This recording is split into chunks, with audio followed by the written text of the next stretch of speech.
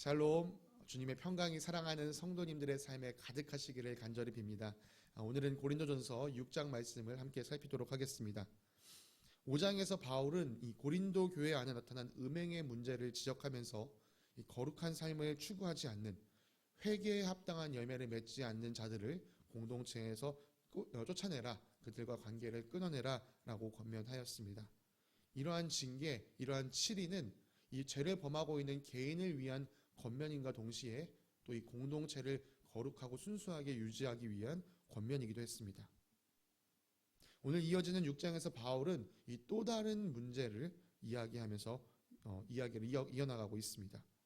그것은 바로 이 고린도 교회 안에 성도들 간에 나타난 소송 문제였습니다. 고린도 교회 안에서 성도들 간의 갈등이 일어났고 이것을 교회 안에서 해결하지 못해서 이 세상 법정까지 가지고 가서 소송을 벌이는 일들이 이 고린도 교회에 있었던 것입니다. 그런데 과연 이런 일까지도 지적해야 할까? 이렇게 의문을 가질 수 있는 사람도 있으리라고 생각합니다. 바울의 요지는 이렇습니다. 하나님의 백성으로서 이 세상을 판단해야 할 사람들이 도리어 자기 문제를 가지고 세상에 나가서 세상에게 판단해달라고 하다니, 여러분 안에는 이 문제를 해결할 수 있는 지혜로운 사람이 그렇게도 없습니까?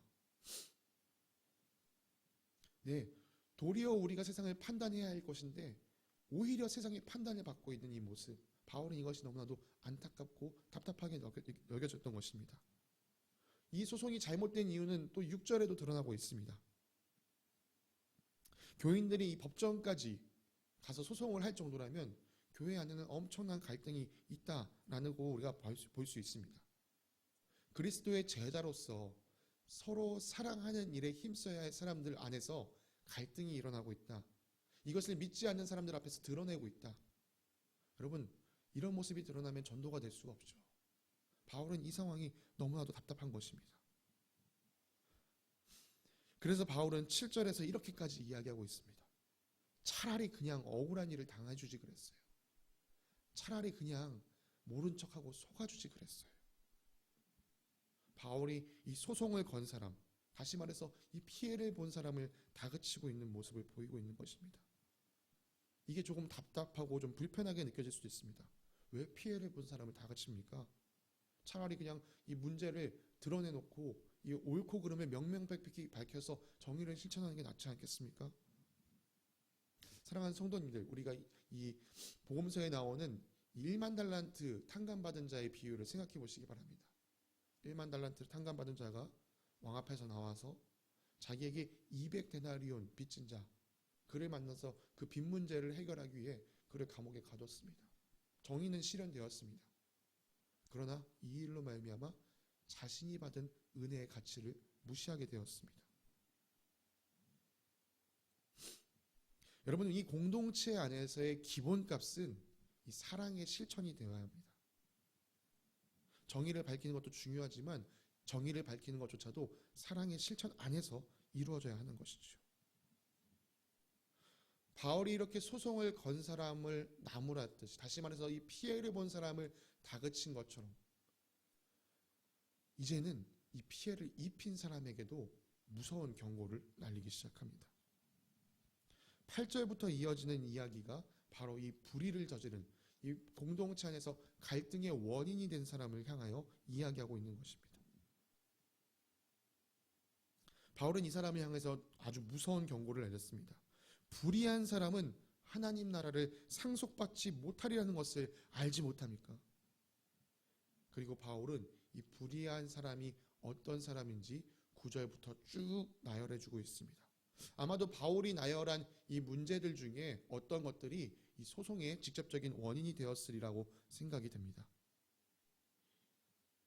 이 목록들을 좀 자세히 살펴보면요, 이미 바울이 앞에서 언급했던 것들에 또 몇 가지가 더 추가되고 있다는 사실을 알 수 있습니다. 네, 바울은 이 고린도전서 편지를 쓰면서요, 어떤 죄를 언급하고 또 그에다가 무언가를 더 추가하고 또 어떤 걸 더 추가해서 계속 반복적으로 이야기하고 있습니다. 저는 이렇게 바울이 권면하고 지적하는 것이 참 지혜롭다라고 생각합니다. 왜냐하면 첫째, 이 반복해서 어떤 사람들이 자기 문제가 지적되는 것을 들으면서 내 죄가 정말 심각하구나 라고 생각할 수 있기 때문입니다.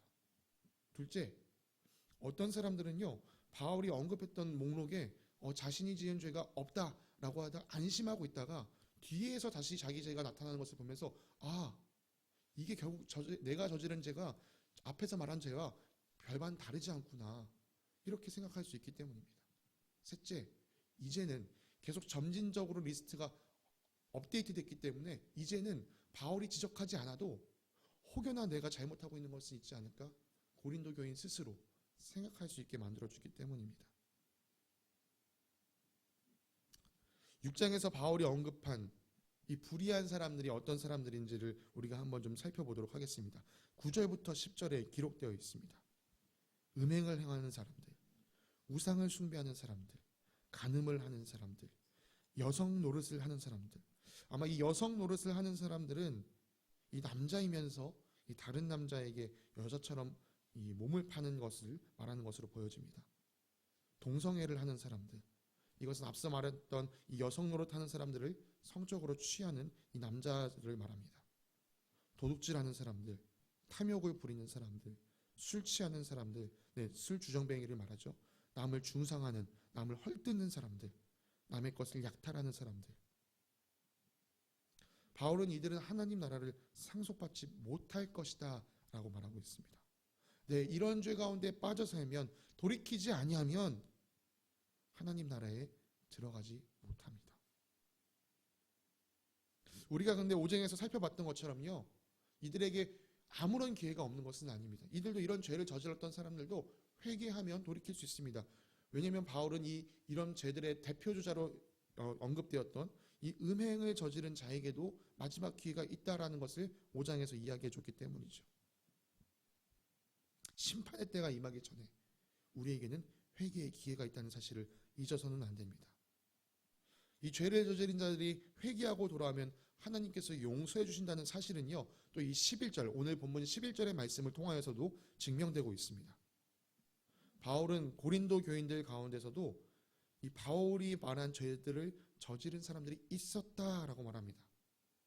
그랬던 그들이 주 예수 그리스도의 이름과 하나님의 성령에 의하여 깨끗하여 씻겨지고 거룩하게 되었고 의롭게 되었습니다. 여러분, 이 문장에 사용된 동사들의 형태를 보면요, 이 수동형으로 되어 있습니다. 다시 말해서 이 고린도 교인들이 스스로 씻거나 스스로 거룩하여지거나 스스로 의롭게 된 것이 아니라는 뜻이죠. 고린도 교인들을 깨끗하게 씻어주시고 또 그들을 거룩하게 하여 주시고 의롭게 해주신 하나님이 계시다라는 것을 이야기하고 있습니다. 따라서 이제 앞으로의 고린도 교인들의 삶은 자신을 씻겨주시고 자신을 거룩하게 하여 주시고 자신을 의롭게 하여 주신 분의 뜻을 따라 살아가야 합니다. 그런 점에서 이 회개한다는 것은요, 단순히 자기가 잘못했다는 것을 인정하고 고백하는 것, 그것을 뛰어넘습니다. 죄를 뉘우치고 다시는 그 죄로 돌아가지 않도록 애쓰는 것, 그것이 진정한 회개의 모습이라고 할 수 있습니다. 12절부터 바울은 다시 이 음행의 문제를 다뤄가기 시작합니다. 바울이 이 같은 문제를 반복해서 계속해서 다룬다는 것은요, 음행이 그만큼 좀 심각한 문제다라는 것을 뜻하고 있다고 보여집니다. 또 이 문제가 이 고린도 교회 안에서는 참 취약한 문제였다라는 것을 또 보여주기도 합니다. 우리가 읽고 있는 이 세번역 12절과 13절에는요, 이 따옴표 안에 들어가 있는 말이 있습니다. 물론 원어 성경에는 이런 문장 부호가 없지만요, 우리가 좀 더 잘 이해할 수 있도록 이런 따옴표 같은 문장 부호가 있습니다. 이 따옴표 안에 있는 말은 이 고린도 교회 안에 있는 이 자유주의자들이 사용했던 구호입니다. 고린도 교회 안에 있는 이 자유를 주장했던 사람들은요, 이렇게 이야기했습니다. 모든 것이 나에게 허용되어 있습니다. 물론 그리스도께서는 그 믿는 자들에게 자유를 주신 분이 맞습니다. 그러나 그 자유는요, 우리 마음대로, 내 마음대로 하는 것이 아닙니다. 내 마음대로 하는 것은 방종입니다. 바울은 우리에게 자유가 주어진 것은 맞지만 그렇다고 모든 것이 우리에게 유익한 것은 아니다라고 말합니다. 즉, 유익한 것을 취하는 것이 진정한 자유입니다. 또 바울은 우리를 얽매이는 것에 끌려다니지 않는 것이 참 자유라고 말합니다. 이 바울이 말하는 자유를 잘 설명할 수 있는 한 예가요, 요즘 사회적 이슈가 되고 있는 마약이라고 생각이 됩니다. 여러분 생각은 어떠신가요? 마약을 하는 사람, 그 사람이 진정한 자유 가운데 있다라고 여겨지시나요? 아무도 그렇게 생각하지 않으실 겁니다. 이것을 바울의 주장을 따라서 생각해 보면 답이 나옵니다. 첫 번째, 마약은 우리에게 아무런 유익을 주지 않습니다. 그러니 내가 마약이 있어서 그걸 할 수 있는 자유가 있다 할지라도 그것을 하지 않는 것이 오히려 진정한 자유입니다. 여러분, 마약을 하는 사람들을 떠올려 보시기 바랍니다. 그들은요, 마약을 멈추고 싶어도요, 멈추지 못합니다. 자신의 자유가 마약에 얽매여 있는 것이죠. 마약 중독자들은 내가 마약을 할 수도 있고 하지 않을 수도 있는 상태에 있는 것이 아니라 마약을 할 수밖에 없는 상태에 빠져 있는 것입니다. 그렇기 때문에 이 고린도 교회 안에 있는 자유주의자들의 말처럼요, 모든 것이 허용되어 있다 할지라도 바울의 말대로 유익한 것을 취하고 또 얽매여 있는 것을 택하지 않는 것, 그것이 진정한 자유라고 할 수 있습니다. 바울은 13절에서도요, 이 고린도 교회 안에 있는 자유주의자들 하는 말을 먼저 꺼냅니다. 13절에도 따옴표가 있는 것이 보이실 텐데요. 이 13절에는 시작할 때 제가 가지고 있는 성경에는 위에 조그맣게 괄호 이렇게 되어 있습니다. 여러분 그것을 아래에 있는 이제 성경 쭉 아래로 가시면 각 주에서 내용을 확인하실 수 있는데 여기에는 이렇게 되어 있습니다. 인용은 다음 문장까지 연장될 수도 있음. 네, 사실 이 따옴표는요, 그 뒷문장까지 이어지는 것이 조금 더 나은 표현이라고 보여집니다. 그래서 이 고린도 교회 안에 있는 자유주의자들이 했던 말은 무엇이냐? 음식은 배를 위한 것이고 배는 음식을 위한 것입니다. 그러나 하나님께서는 이것도 저것도 다 없애버리실 것입니다. 자, 여기까지가 이 고린도 교회에 있던 자유주의자들이 했던 말입니다. 이 사람들은 이렇게 말하면서 뭘 주장하고 싶었던 것일까요? 당시 헬라인들은요, 이 육과 영을 구분하는 이원적인 태도를 지녔었습니다. 그래서 그들은 물질은 하등한 것, 정신적인 것은 고등한 것으로 여겼습니다. 그래서 그들은 이렇게 생각했습니다. 내가 배를 위해서 음식을 먹든 음식을 즐기기 위해서 내 배가 있든 그게 뭐가 중요합니까? 어차피 다 없어질 건데. 이것을 성에 적용하면 이렇게도 말할 수 있는 것이죠. 내가 몸을 위해서 성적 쾌락을 즐기든 성적 쾌락을 위해서 내 몸을 막 쓰든 그게 뭐가 중요합니까? 어차피 내 몸은 없어질 건데. 그러나 바울은 그렇게 생각하지 않았습니다. 바울은 우리 몸이 음행을 위해 있는 것이 아니라 주님을 위하여 있는 것이라고 말했습니다. 그리고 여기에 한마디를 더했습니다. 주님은 우리 몸을 위하여 계신다고 말이죠. 우리 예수님은 우리를 구원하기 위해 사람의 몸을 입고 이 땅에 오셨습니다. 예수님께서 우리의 영혼만 구하시려는 것이 아니라 하나님께서 만들어주신 이 몸까지도 구원하시기 위해 직접 육신을 입고 이 땅에 오셨던 것입니다.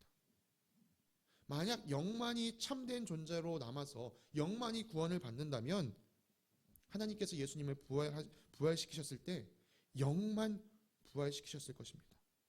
그러나 부활하신 예수님은 분명 몸을 지니고 계셨습니다. 물론 이 부활하신 예수님의 몸은 지금 우리가 가지고 있는 몸과는요 차원이 다른 것입니다. 그 부활체에 대한 이야기는 이후에 이 고린도전서 15장에서 우리가 좀 더 자세히 살펴보겠습니다. 그리스도를 부활시키신 하나님의 권능은요 우리도 부활시키실 것인데 우리도 부활할 때는 이 부활하신 그리스도와 같은 몸을 입게 될 것입니다. 따라서 지금 우리가 입고 있는 이 몸을 하찮게 여기거나 함부로 사용해서는 안 됩니다. 이 몸을요 그리스도의 이름과 성령으로 씻겨지고 거룩하게 되어지고 의로워진 것으로 여기면서 이제 나는 이 몸으로써 그리스도의 지체가 되었구나 라는 사실을 우리는 자각해야 합니다. 바울은 예수님을 믿는 우리가 이제는 그리스도의 지체가 되었다라고 선언하면서 이렇게 그들에게 반문하고 있습니다. 그리스도의 지체를 떼어다가 창녀의 지체를 만들 수 있겠습니까? 그리고 그 질문에 스스로 답하여 줍니다. 그럴 수 없습니다. 네, 그리스도와 창녀는 하나가 될 수 없습니다. 죄와 그리스도는 하나가 될 수 없습니다. 그리고 바울은 재차 고린도 교인들에게 질문을 던집니다. 창녀와 합한 사람은 그와 한 몸이 된다는 것을 여러분은 알지 못합니까? 여러분이 한 몸이 된다는 개념은요, 사람을 남자와 여자로 창조하신 하나님께서 하신 그 말씀의 근거를 두고 있습니다. 두 사람, 즉 남자와 여자가 이 결혼 관계 안에서 성의 매개로 한 몸을 이루도록 하나님께서 창조 섭리를 정하셨습니다. 그런 점에서 이 결혼 관계 밖에서 음행을 행하는 것, 이 성경의 본문대로라면 이 창녀와 합하는 것은 이 하나됨을 이루지 말아야 할 대상과 하나됨을 이루고 있는 것이라고 할 수 있습니다. 하나님의 뜻을 완전히 어그러뜨리고 더럽히는 행위인 것이죠. 이렇게 창녀와 몸을 섞는 사람은 그와 한 몸이 되지만, 주님과 합하는 사람, 주님을 영접한 사람은 이제 주님과 한 영이 됩니다. 그래서 바울은 이 그리스도와 한 영이 된 우리 성도들을 향하여, 교인들을 향하여 18절에서 이렇게 명합니다. 주님과 한 영을 이룬 성도들이여, 음행을 피하십시오. 피하라고 번역된 이 단어는요, 도망가라는 의미를 같이 가지고 있습니다. 여러분, 음욕이 우리에게 다가올 때 우리가 예전에 학교에서 이 피구 게임을 하듯이 그냥 날아오는 공을 슉슉 몸을 돌려서 피하는 정도로 피하면 안 됩니다. 여러분, 옛날에 우리가 할 때는 마치 이 술래잡기처럼, 술래가 나를 잡으러 올 때 아주 필사적으로 도망가는 것처럼 음욕이 우리에게 다가올 땐 그렇게 도망쳐야 합니다. 요셉이 자기 주인의 아내에게 유혹을 받을 때 자신을 붙잡는 마님을 뿌리치고 자리를 박찬 것처럼 나가야 합니다. 바울은 계속해서 이 음행을 피해야 할 이유를 이렇게 설명하고 있습니다. 사람이 짓는 모든 죄는 자기 몸 밖에 지는 것이지만, 음행을 하는 자는 자기 몸에다, 몸 안에다가 죄를 짓는 것입니다. 여러분의 몸에는 성령님이 거하고 계십니다. 그러므로 여러분의 몸은 여러분의 자신 것이 아닙니다. 여러분은 하나님께서 값을 치르고 사드린 귀한 사람입니다. 그러므로 여러분의 몸으로 하나님을 영화롭게 하십시오. 바울은 이 앞선 고린도전서 3장 16절에서 고린도 교인들의 공동체, 즉 교회가 이 성령님 거하시는 곳이라고 이야기했습니다. 그리고 이제는 더 세부적으로 한 사람 한 사람을 지칭하면서 여러분의 몸 안에 성령님이 내주하고 계십니다 라고 이야기하고 있습니다. 네, 성령님이 내주하고 계시기 때문에 그 안에 죄를 드릴 수는 없는 거죠. 하나님이 계신 귀한 성전에 흠없는 제물을 바쳐야 했던 것처럼 성령님이 내주하고 계신 우리 몸 가운데 죄를 끌어들일 수는 없는 것입니다. 고린도 교인들은 예수님 안에서 이 새로워진 자신들의 정체성을 분명히 세워야 했습니다. 바울은 이 고린도 교인들은 하나님께서 값을 치르고 사들인 사람들이라고 말했습니다. 하나님께서 가장 귀하게 여기시는 외아들 예수 그리스도의 피값으로 그들을 사셨습니다.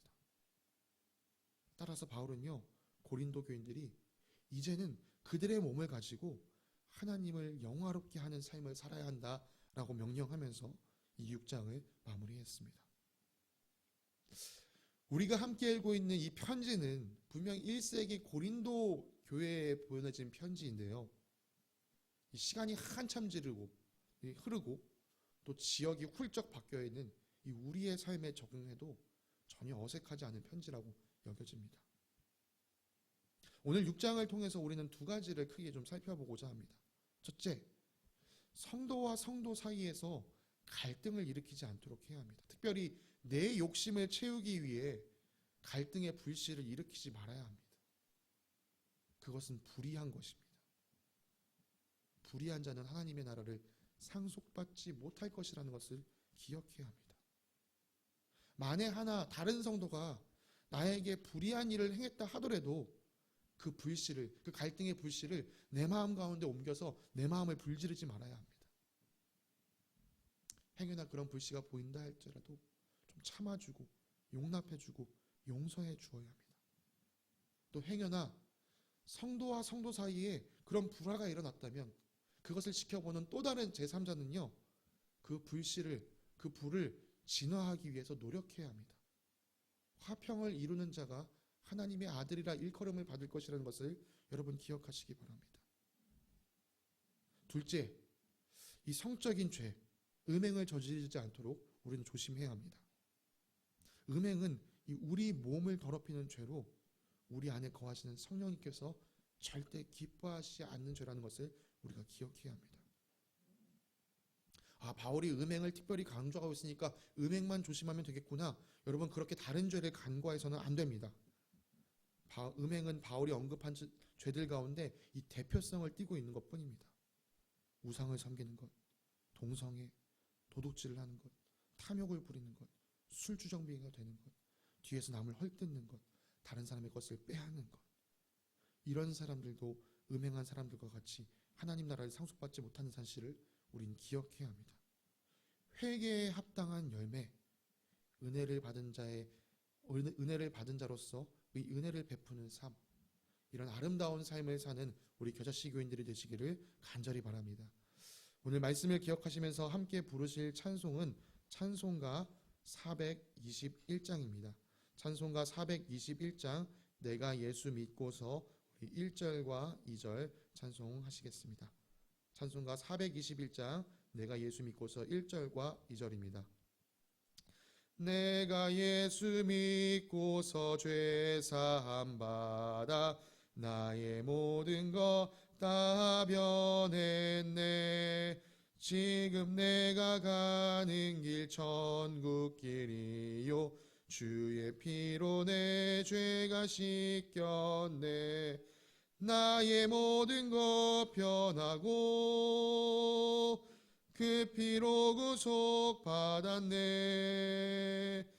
하나님은 나의 구원 되시오니 내게 정죄함 없겠네. 주님 밝은 빛 되사 어둠에 치니 나의 모든 것 다 변했네. 지금 내가 주 앞에 온전케 됨은 주의 공로를 의지함일세. 나의 모든 것 변하고 그 피로 구속 받았네. 하나님은 나의 구원 되시오니 내게 정죄함 없겠네. 사랑의 하나님 아버지, 감사합니다. 죄 가운데 빠져 살았던 우리를 그리스도의 피값으로 속량하여 주셔서 주님의 것 삼아주심에 감사드립니다. 주님, 우리가 이제 그리스도의 이름과 하나님의 성령으로 거룩하여지고 의로워졌다는 것을 기억하면서 주님께서 기뻐하시는 일들을 행하며 주님을 영화롭게 하는 자들이 되게 하여 주시옵소서. 우리에게 순종의 영을 부어주신 주님께 감사드리며 거룩하신 예수 그리스도의 이름으로 기도드립니다. 아멘.